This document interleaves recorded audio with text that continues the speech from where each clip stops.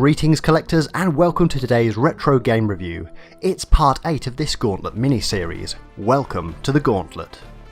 You join us at the beginning of the last Gauntlet era today, the modern era.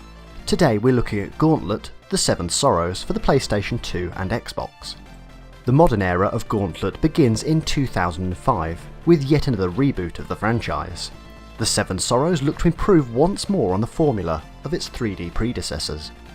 As is now standard for the series, the Wizard, Elf, Warrior and Valkyrie all make a welcome return. Dark Legacy had been somewhat cartoon-like in stylisation. Seven Sorrows look to bring a more mature feel to the series through a much grittier aesthetic. I have to say, you look at the cover and do think, yes, this is something that we haven't seen before in the series. Online multiplayer and some really decent graphics. The Atari logo now nowhere to be seen, although Midway adding some continuity to the franchise. Notice now we also have a PG rating here for the UK edition. This is our parental guidance rating. In essence, there's going to be a bit of violence and possibly some minor bad language and dark themes. Now, this is perhaps what the series needed at this point in time. Overall, the physical presentation works well. There is a clear disconnect in style from the Classic and Legends eras, but then again, this is perhaps a reflection of the times and the platforms it was released on. There is a plot to the game which is really well realised by several cutscenes with some decent narration. Long ago, 4 immortals gathered to serve the Emperor. However, the Emperor wanted their immortality. His 6 advisors tricked him into crucifying the heroes on a great tree at the bottom of the world.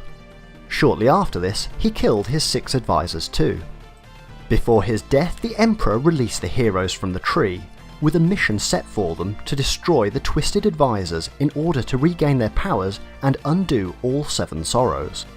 The plot actually works well for an action hack and slash. It's simple yet deep enough to go further than your average backstory. Graphically, it also sets a very mature tone to the game. With the returning cast of Wizard, Warrior, Elf and Valkyrie, you must set about destroying the corrupt advisors.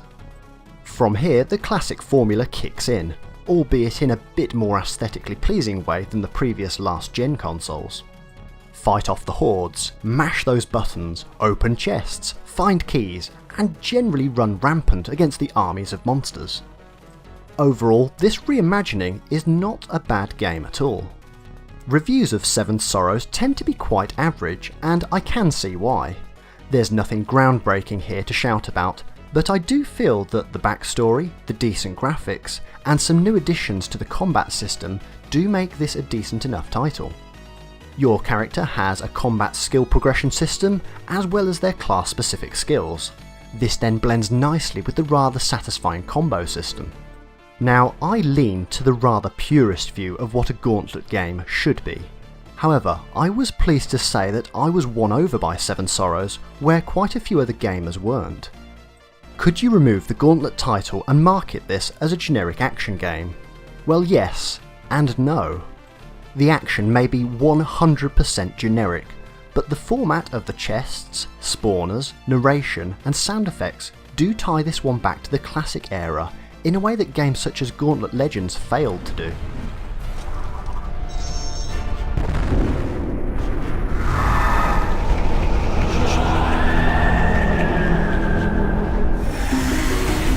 Death has appeared.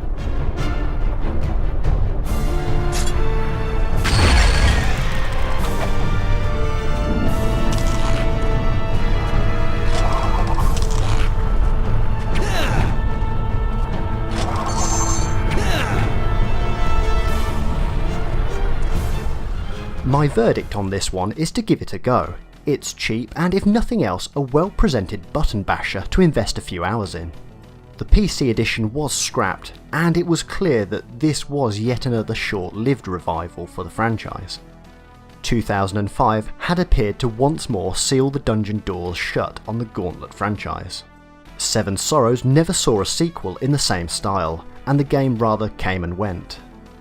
Meanwhile, retro game compilations including classic Gauntlet titles did arguably better, as the new generation rediscovered the magic that had first fueled our love of the series.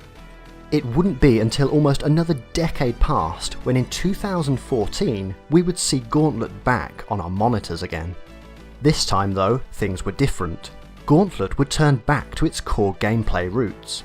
It would forego the cinematic camera angles in favour of a top-down approach once more. A team of developers known as Arrowhead Game Studios would ask the question, if Gauntlet had been made today, what would it look like? Join me in the next episode as we look at the last entry in the modern era of Gauntlet games, Gauntlet Slayer Edition. The quest continues. Quest is down! Yep, it's me. I'm back.